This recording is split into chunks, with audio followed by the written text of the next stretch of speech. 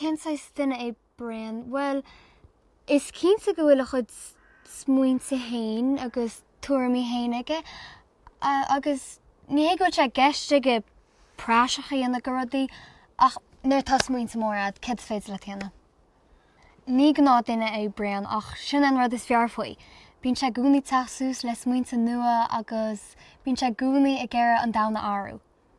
Agus abalamm céintas rud é bhí na siúla go daon agus ú mocht le Braon ar bhór 8 beaga. Well, ní bhíon éon láidir na tú le Braon. Bí mu a duna rudaí nua-aimsearach, rudaí nachfuil denta hána, agus is cínta go go an damhna áru. As chun sa bhthínte sin duite mar duine óg.